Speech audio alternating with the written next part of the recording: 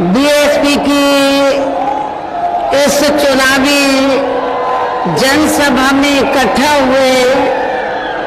Party के सभी छोटे बड़े पदाधिकारी एवं कार्यकर्तागण, आज आप लोग देश में व यहाँ आपके उत्तर प्रदेश स्टेट में भी लोकसभा के लिए हो रहे आम चुनाव में अपनी पार्टी के उम्मीदवारों के समर्थन में मुझे सुनने के लिए यहाँ इकट्ठा हुए हैं, तो उसके लिए मैं आप सभी लोगों का हार्दिक दिल से आभार प्रकट करती हूँ। वैसे आप लोगों को ये मालूम है कि हमारी पार्टी, तो वैसे आप लोगों को ये मालूम है कि हमारी पार्टी ये चुनाव कांग्रेस, बीजेपी व अन्य किसी भी विरोधी पार्टी तथा गठबंधन आदि के साथ मिलकर नहीं, बल्कि अकेले ही अपनी पार्टी के बलबूते पर पूरी तैयारी व दमदारी के साथ ये चुनाव लड़ रही है। इसके साथ ही हमने टिकट बंटवारे के मामले में भी सर्व समाज के लोगों को उचित भागीदारी दी है, जिनको कामयाब बनाने के लिए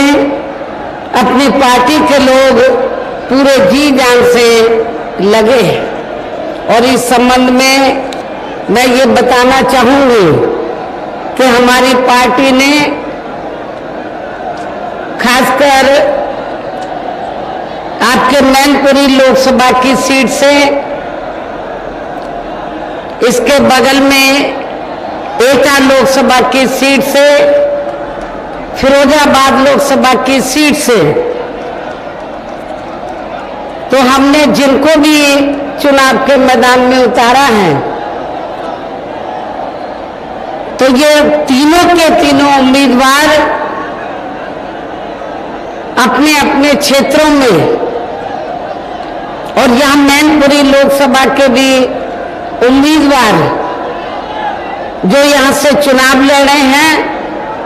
तो ये किसी को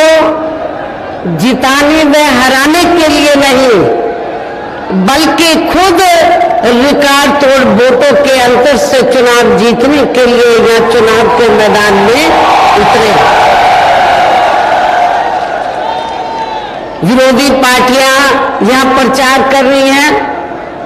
मैनपुरी में कि बीएसपी तो किसी को जिताएगी, किसी को हराएगी, खुद जीतने वाली नहीं है। लेकिन उल्टा ही ना हो जाए।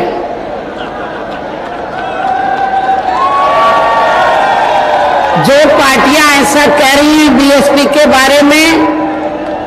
कई वही दोनों पार्टियां दूसरे और तीसरे नंबर पे ना चली जाएं। हालांकि आज यहाँ की इकट्ठा हुई अपार भीड़, वह भीड़ के भी जबरदस्त जोश को भी देखकर अब मुझे भी ये काफी हद तक भरोसा हो गया है कि पिछली बार की तरह इस बार भी आप लोग अपने प्रदेश से यहाँ लोकसभा चुनाव में अपनी पार्टी का बेहतर रिजल्ट जरूर लाएंगे। और इसके लिए अब मैं आप लोगों का ध्यान कुछ जरूरी बातों की तरफ दिलाना चाहती हूँ। और इस संबंध में विशेषकर मैं कांग्रेस, बीजेपी व इनके अन्य सहयोगी, इनके अन्य सभी सहयोगी दलों के बारे में ये कहना चाहूंगी कि आजादी के बाद शुरू में केंद्र व देश के काफी राज्यों में भी ज्यादातर सत्ता यहाँ कांग्रेस पार्टी के ही हाथों में केंद्रित रही है, किंतु इनकी अधिकांश मामलों में रही गलत नीतियों एवं गलत कार्य प्रणाली आदि की वजह से ही फिर इस पार्टी को केंद्र में काफी राज्यों की भी सत्ता से बाहर होना पड़ा है। तथा यही स्थिति इनकी सहयोगी पार्टियों की भी बनी रही है, जिसके कारण ही फिर पिछले कई वर्षों से बीजेपी व इनके सहयोगी दल केंद्र एवं काफी राज्यों की भी सत्ता में काबिज हो गए, लेकिन इनकी भी ज्यादातर रही, यानी कि भारतीय जनता पार्टी की भी ज्यादातर रही जातिवादी, पूंजीवादी, संकीर्ण, सांप्रदायिक व द्वेषपूर्ण नीतियों एवं कार्य प्रणाली आदि से तथा इनकी कथनी व करनी में भी काफी अंतर होने की वजह से अब ऐसा लगता है इस बार ये पार्टी भी, यानी कि भारतीय जनता पार्टी भी केंद्र की सत्ता में आसानी से वापस आने वाली नहीं है, बशर्ते यदि ये चुनाव इस बार फ्री एंड फेयर होता है तथा आम चर्चा के मुताबिक वोटिंग मशीनों में भी कोई गड़बड़ी आदि नहीं की जाती है। और वैसे भी इस बार चुनाव में इनकी कोई भी पुरानी एवं नई चल रही नाटकबाजी, जुमलेबाजी व गारंटी आदि काम में आने वाली नहीं है, क्योंकि अब देश की जनता काफी हद तक इस बात को समझ चुकी है कि इनकी पार्टी ने अब तक देश के विशेषकर गरीबों, कमजोर तबकों, मध्यम वर्गीय एवं अन्य मेहनतकश लोगों को जो इन्हें अच्छे दिन दिखाने के असंख्य प्रलोभन भरे वायदे किए हैं तथा अनेकों हवाई व कागजी गारंटी आदि भी दी है, तो उनका जमीनी हकीकत में अभी तक इन्होंने लगभग 1/4 हिस्सा भी कार्य पूरा नहीं किया है, बल्कि इसके स्थान पर इनका ज्यादातर समय व ताकत भी या इनके अपने चहेते रहे बड़े बड़े पूंजीपतियों एवं धन्ना सेठों को ही ज्यादा से ज्यादा मालामाल व धनवान आदि बनाने में तथा इन्हें हर स्तर पर छूट देने में व बचाने में ही लगी रही है, जिनके अधिकांश आर्थिक सहयोग से ही ये पार्टी व अन्य पार्टियां भी अपना संगठन चलाती हैं तथा चुनाव आदि भी लड़ाती हैं, जिसका काफी कुछ खुलासा दोनों की आई रिपोर्ट से भी हो जाता है। इसके साथ ही अब ऐसा लगता है कि कांग्रेस पार्टी की तरह ही बीजेपी ने भी केंद्र की तमाम सरकारी जांच एजेंसियों का ज्यादातर राजनीतिकरण ही कर दिया है। इसके अलावा देश के किसान वर्ग भी वर्तमान बीजेपी की सरकार में शुरू से ही अपनी विभिन्न समस्याओं को लेकर काफी ज्यादा दुखी व परेशान रहे हैं और अभी भी हैं, जबकि यूपी में 4 बार हमारी पार्टी की रही सरकार ने इनके हितों का भी हर स्तर पर विशेष ध्यान रखा है। आपके उत्तर प्रदेश में जिस क्षेत्र में भी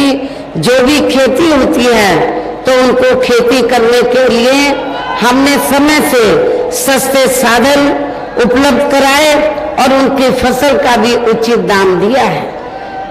ये भी आप लोगों को मालूम है। इतना ही नहीं बल्कि केंद्र में पूर्व की रही कांग्रेसी सरकार की तरह ही वर्तमान भाजपा सरकार में भी इनकी जातिवादी, हीन, सांप्रदायिक एवं पूंजीवादी सोच व नीतियों के चलते ही पूरे देश में सर्व समाज में से खासकर गरीबों, दलितों, आदिवासियों, पिछड़े वर्गों, मुस्लिम एवं अन्य धार्मिक अल्पसंख्यक समाज के लोगों का भी पूर्ण रूप से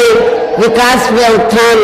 आदि नहीं हो सका है। और इस संदर्भ में वैसे आप लोगों को ये मालूम है कि पूरे देश में यहाँ दलितों, आदिवासियों एवं अन्य पिछड़े वर्गों का सरकारी नौकरियों में वर्षों से अधूरा पड़ा आरक्षण का कोटा भी अभी तक पूरा नहीं भरा गया है। विशेषकर SC व ST वर्गों के सरकारी कर्मचारियों का पदोन्नति में आरक्षण भी अब काफी हद तक प्रभावी हुई बना दिया गया है। और इससे भी ज्यादा दुख की बात यह है कि जब आपके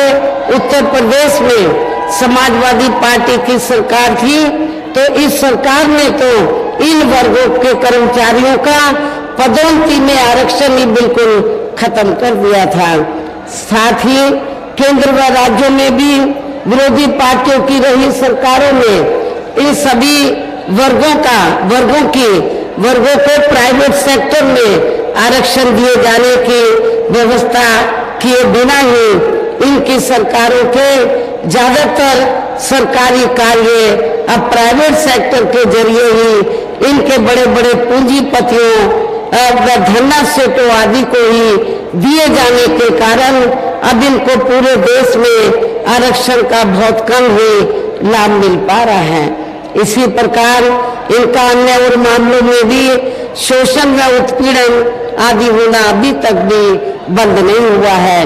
इसके साथ साथ मुस्लिम व अन्य धार्मिक अल्पसंख्यक समाज के लोगों की भी हालत हर स्तर पर यह काफी ज्यादा खराब व दयनीय हुई बनी हुई है,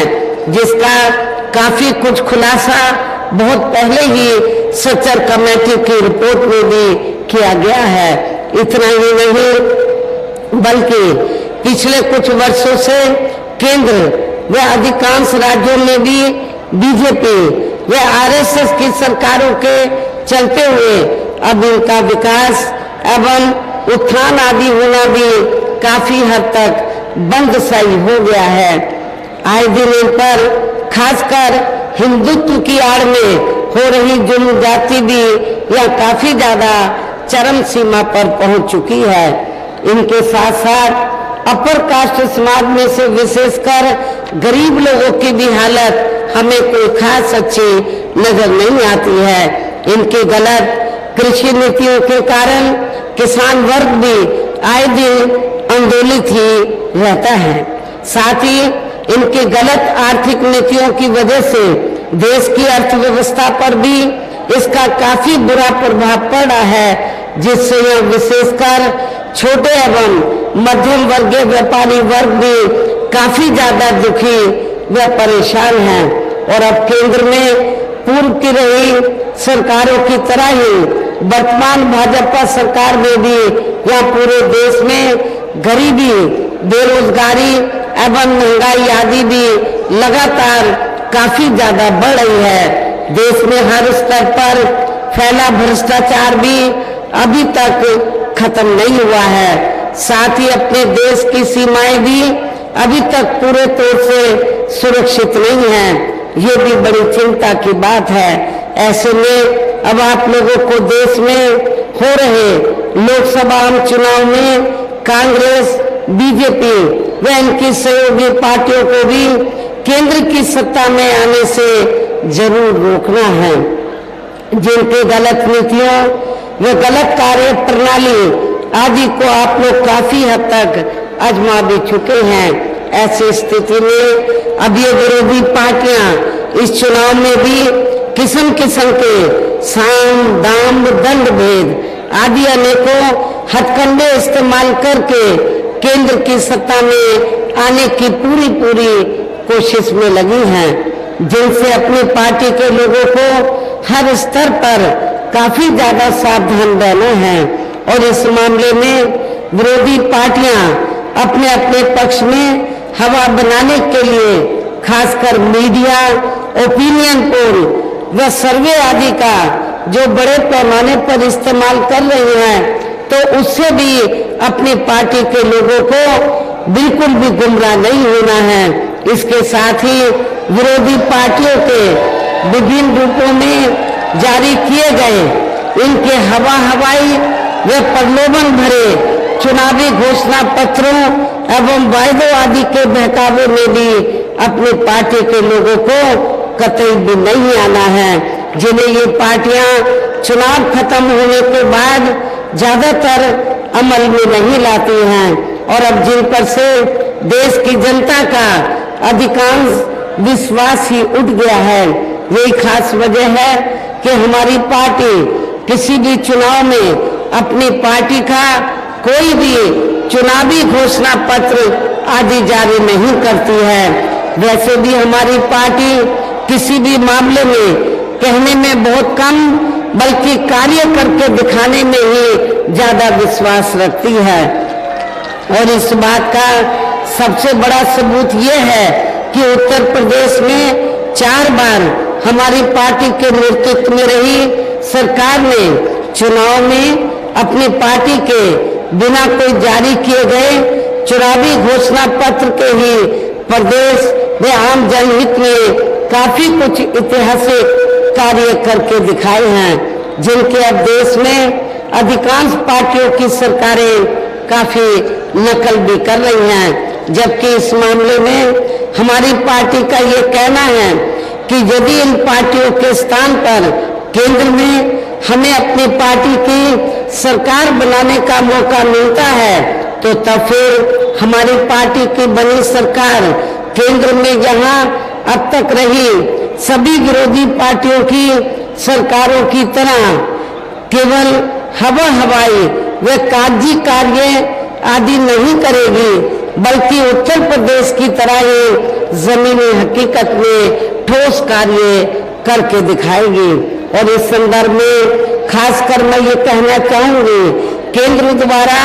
देश में पिछले कुछ समय से अति गरीब परिवारों को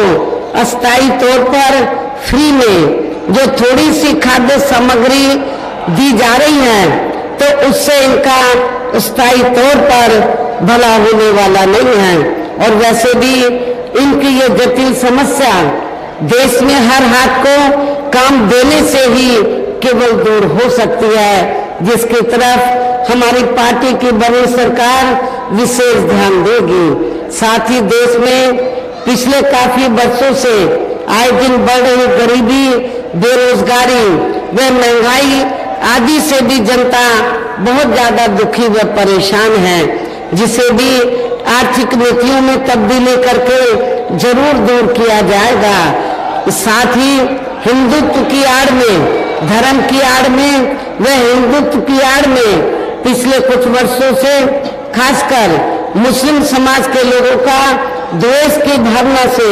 जो इनका काफी ज्यादा शोषण व उत्पीड़न आदि किया जा रहा है तो उसे भी जरूर रोका जाएगा। और ये सब हमने अपने यूपी की रही सरकार में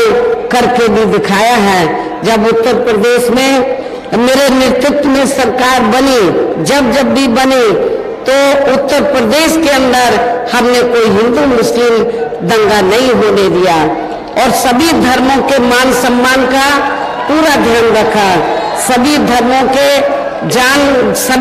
के लोगों के जान मान व उनके मान सम्मान का पूरा ध्यान रखा, उनकी पूरी हिफाजत की, उनके संपत्ति की भी, उनके मजहब की भी, उनके हर प्रकार से हमने उनको हिफाजत दी। कोई दंगा फसाद आपने सुना है कि मेरी हुकूमत में हुआ है? जब भी यहाँ पर चाहे समाजवादी पार्टी सत्ता में रही हो या कांग्रेस पार्टी सत्ता में रही हो या वर्तमान में बीजेपी सत्ता में रही हो या पूर्व में सत्ता में रही हो, तो उत्तर प्रदेश में यहाँ पर दंगे फसाद हुए हैं। और खास तौर से जब त्योहार होते थे, चाहे हिंदू के या मुस्लिम समाज के लोगों के, चाहे हिंदुओं के या मुस्लिम समाज के लोगों के, तो हमेशा यहाँ पर कुछ ना कुछ वारदातें होती रही। लेकिन मेरी हुकूमत में ऐसा कुछ नहीं हुआ। और आपको मालूम है कि जब अयोध्या का फैसला आना था, मामला सुप्रीम कोर्ट में था, जब तक ये राम मंदिर बना नहीं था, लेकिन जब ये फैसला आया था तो उत्तर प्रदेश को छोड़कर मेरी सरकार थी तो पूरे देश में स्कूल, कॉलेज, सरकारी दफ्तर सब बंद कर दिए गए थे। लेकिन उत्तर प्रदेश के अंदर सब सरकारी दफ्तर, कॉलेज, कोर्ट कचहरी सब खुले रहे। लेकिन मेरी हुकूमत में उस समय भी कोई ऐसी छोटी सी भी वारदात कोई नहीं हुई। हमने उत्तर प्रदेश के अंदर तो सभी धर्मों को, जातियों के लोगों के मान सम्मान का उनके जान माल में हिफाजत उनकी हर प्रकार से हम लोगों ने की, ये आप लोगों को ये मालूम है। और ये सब हमने अपने यूपी की रही सरकार में काफी कुछ करके दिखाया है। हमारी सरकार में कोई दंगा फसाद नहीं हुआ, ये भी आप लोगों को ये मालूम है। जो लोग ये कहते थे कि उत्तर प्रदेश में कुछ नहीं होने वाला, जब भी कोई त्योहार होता था तो जरूर कुछ न कुछ वारदात होती थी। और इतना ही नहीं, मेरी हुकूमत में लॉ एंड ऑर्डर आप लोगों ने देखा है, कानून का राज चलता था मेरी हुकूमत में। और जिसकी वजह से हमें वर्तमान बीजेपी की सरकार की तरह हमें कोई बुलडोजर चलाने की जरूरत नहीं पड़ी। हमने कानून द्वारा कानून का राज कायम किया। इसके अलावा हमने यूपी में सर्व समाज में से गरीब एवं बेरोजगार लोगों को बेरोजगारी भत्ता आदि न देकर उन्हें बड़ी तादाद में रोटी रोजी के साधन भी उपलब्ध कराए हैं। जो अब ये कार्य भी अधिकांश ठंडे ही पड़े हैं, जिनको फिर सरकार बनने पर, केंद्र में बीएसपी की सरकार बनने पर फिर प्राथमिकता दी जाएगी। कहने का तात्पर्य ये है कि देश में इस समय हो रहे लोकसभा चुनाव में विरोधी पार्टियों के जारी किए गए उनके हवाई व प्रलोभन भरे चुनावी घोषणा पत्रों आदि के बहकावे में अब यहाँ खासकर देश के अति गरीबों, मजदूरों, बेरोजगारों एवं अन्य मेहनतकश लोगों को बिल्कुल भी नहीं आना है। और अब इन्हें ऐसी सभी विरोधी पार्टियों को हर हालत में केंद्र की सत्ता में आने से जरूर रोकना है, जिनकी कथनी व करनी में काफी अंतर रहा है तथा जिन्हें ये लोग बरसों से आजमा भी चुके हैं। ऐसे में मेरा यही कहना है कि आप लोगों को अपने खुद के व अपने प्रदेश व क्षेत्र के तथा देश के भी हित में अपने वोटों को यहाँ कांग्रेस, बीजेपी व अन्य विरोधी पार्टियों को न देकर केवल अपने एकमात्र हितैषी पार्टी बहुजन समाज पार्टी को ही देना है। जो ये पार्टी उत्तर प्रदेश की तरह ही केंद्र में भी अपनी पार्टी की सरकार बनने पर फिर पूरे देश में यह अपनी पार्टी के सर्वजन हिताय व सर्वजन सुखाय की नीतियों पर आधारित सरकार चलाएगी। इसके साथ साथ केंद्र से जुड़ी आपके क्षेत्र की जो भी यहाँ स्थानीय समस्याएं होंगी तो उन्हें भी फिर दूर करने का हर संभव पूरा प्रयास किया जाएगा। साथ ही यहाँ गरीबों, मजदूरों, बेरोजगारों, कर्मचारियों, किसानों, छोटे व्यापारियों एवं अन्य मेहनतकश लोगों के हितों का भी विशेष ध्यान रखा जाएगा। सर्व समाज में से खासकर दलितों,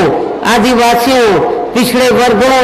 मुस्लिम व अन्य धार्मिक अल्पसंख्यक समाज के लोगों के विकास एवं उत्थान के साथ साथ हर स्तर पर इनकी सुरक्षा आदि के लिए भी सख्त कदम उठाए जाएंगे। और तभी फिर यहाँ वास्तव में अपने देश के महान संतों, गुरुओं व महापुरुषों में भी विशेषकर महात्मा ज्योतिबा फुले, श्री छत्रपति शाहू जी महाराज, श्री नारायण गुरु, बाबा साहब डॉक्टर भीमराव अम्बेडकर एवं मान्यवर श्री कांशीराम जी आदि का अधूरा रहा सपना जरूर साकार हो सकता है, जिनको यूपी में हमारी पार्टी की रही सरकार द्वारा हर स्तर पर पूरा आदर सम्मान दिया गया है। इन्हीं खास बातों के साथ ही अब मेरा देश व आपके स्टेट के भी हित में, आपके क्षेत्र के भी हित में यही कहना है कि हमारी पार्टी ने यहाँ जिनको भी लोकसभा के लिए चुनाव के मैदान में उतारा है, आप लोगों को ये मालूम है कि हमारी पार्टी ने आपके जो मैनपुरी लोकसभा की सीट है, तो मैनपुरी लोकसभा की सीट से हमने श्री शिव प्रसाद यादव को, जो बहुत ही सामाजिक है, गरीब और मजलूमों की काफी मदद भी करते हैं जरूरत पड़ने पर, तो हमने मैनपुरी लोकसभा की सीट से श्री शिव प्रसाद यादव को चुनाव के मैदान में उतारा है। इसके साथ ही एटा लोकसभा की सीट से हमने पढ़े लिखे मुस्लिम समाज से ताल्लुक रखने वाले मोहम्मद इरफान एडवोकेट को, और फिरोजाबाद लोकसभा की सीट से तो हमने गरीब और मजलूमों के लिए हमेशा मदद करने वाले चौधरी रशीद को हमने चुनाव के मैदान में उतारा है, जो यहाँ आपके सामने मंच पर मौजूद भी हैं। तो जिसके लिए या पार्टी के सभी स्तर के छोटे बड़े पदाधिकारी एवं कार्यकर्तागण पूरे जी जान से लगे हैं, जिनको कामयाब बनाने के लिए, जिताने के लिए यहाँ अपनी पार्टी के सभी स्तर के छोटे बड़े पदाधिकारी एवं कार्यकर्तागण पूरे जी जान से लगे हैं। और अब अंत में मेरा यही कहना है कि आप लोगों को वोट पड़ने वाले दिन यहाँ बीएसपी के अपने इन सभी लोकसभा उम्मीदवारों को अपनी पार्टी का जो हाथी चुनाव चिन्ह है, हाथी चुनाव चिन्ह के सामने वाले बटन को दबाकर आप लोगों को बीएसपी के इन तीनों प्रत्याशियों को जरूर कामयाब बनाना है। इनको जरूर आपको पार्लियामेंट में जिताकर भेजना है। इस खास अपील के साथ ही अब मैं अपनी बात यही समाप्त करती हूँ। जय भीम, जय भारत।